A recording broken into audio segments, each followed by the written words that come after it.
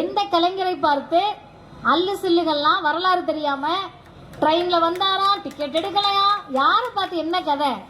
நீங்கெல்லாம் பிறக்கிறதுக்கு முன்னாடி கோபாலபுரத்தில் தன் உழைப்பால் வீடு வாங்கிய தலைவர் முத்தமிழறிஞர் டாக்டர் கலைஞர். அந்த கலைஞர் எழுதுகிறார், நானும் ஒரு ஆர்வத்துல போய் என்ன பண்ணிட்டேன்னா 2 ஒன்றரை அணாக்களை சேர்த்து அதே அட்ரஸுக்கு அதே முகவரிக்கு புரட்சி கவிஞர் பாரதிதாசனுக்கு அனுப்பிவிட்டேன். அந்த நேர்மைக்கு சொந்தக்காரர் முத்தமிழறிஞர் டாக்டர் கலைஞர் அவர்கள் 18 வயசுல. இப்ப போறப்ப கூட ஒரு தம்பி கத்திட்டு போனாப்ல, அது அவங்களுக்கே தெரியுது. நின்னு நிதானமாக பேசுவதற்கு கொள்கை தேவை, அரசியல் புரிதல் தேவை, வரலாறு தேவை. இது ஒன்னும் இல்லைன்னா வீதியில தான் கத்திட்டே போயிட்டு இருக்க வேண்டியதான் வண்டியில. எங்களிடத்தில் அரசியல் இருக்கிறது, கொள்கை இருக்கிறது, தலைவர்கள் இருக்கிறார்கள். தலைவர்கள் மறைந்தாலும் அதை தூக்கி பிடிப்பதற்கு 1000 மதிவதனிகள் வந்து கொண்டேதான் இருப்பார்கள். இந்த இயக்கம் வீழாது. அரசியல் வெற்றி தோல்வி வரும். அடிக்கிற காத்துல கலைஞர் சொல்லுவது போல காகிதம் மேல பறக்குதா என்ன பறக்குதான் கீழே உழுறப்பதான் தெரியும். தமிழ்நாட்டு மக்களும் புதுச்சேரி மக்களும் அதை உணர்வார்கள். ஆட்சியில் இருப்பது யாராக வேண்டாலும் இருக்கலாம், ஆனால் ஆள்வது முத்துவேல் கருணாநிதி ஸ்டாலின் தான். எப்படி சென்னையில இருந்து வந்துட்டு இருக்கோம் புதுச்சேரிக்கு கார்ல, விடியல் பயணம் போகிறது. விடியல் பயணத்தை தந்தது முத்துவேல் கருணாநிதி ஸ்டாலின். மாச கடைசி ஆனா வீட்டுக்காரர்கிட்ட போய் கையேந்து நிக்கணும்னு விழிப்பிதுங்கி நிற்கக்கூடிய தமிழ்நாட்டு பெண்களுக்கு உலக வரலாற்றில் பெண்களின் உழைப்பை மதித்து அங்கீகரித்து 1000 ரூபாய் கலைஞர் மகளிர் உரிமை தொகை தந்தது முத்துவேல் கருணாநிதி ஸ்டாலின். உலகமே திரும்பி பார்க்கிறது. இன்னைக்கு வந்து பேசக்கூடிய இளைஞர்கள் சொல்றாங்க, நாங்க அங்க வேலை பார்க்கிறோம், இங்க வேலை பார்க்கிறோம். நம்ம தாத்தாலாம் யாரு சார்?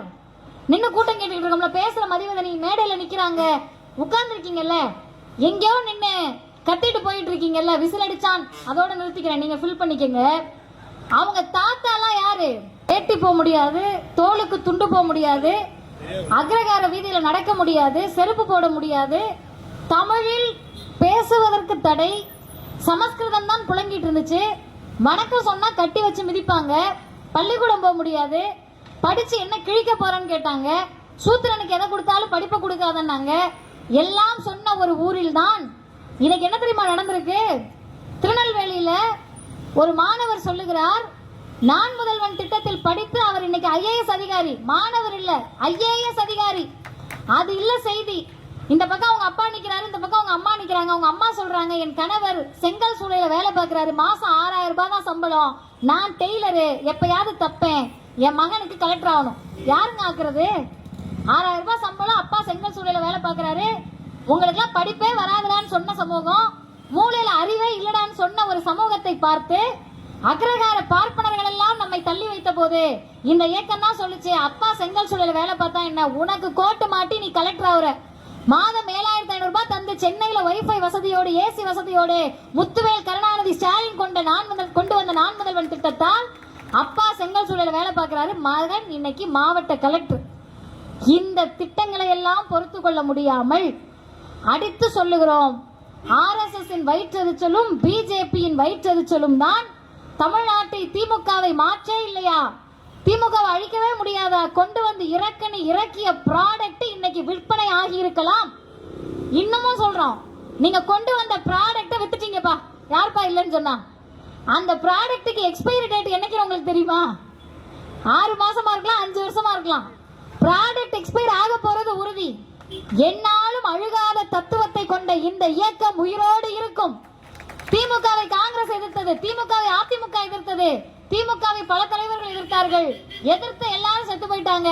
திமுக நின்று கொண்டுதான் இருக்கிறது என்று சொன்னால் உங்கள் அரசியலின் மைய புள்ளியை தீர்மானித்தவர் முத்தமிழறிஞர் டாக்டர் கலைஞர். கலைஞர் சொல்லுகிறார், இன்னும் தோத்துட்டு இந்த மனுஷன் சந்தோஷமா இருக்காரு. எப்படி சந்தோஷமா இருக்க முடியும்? தோல்வியில் துவண்டுதானே தமிழர்களுக்கு பழக்கம். அந்த வரலாற்றை மாற்றி எழுதினார்.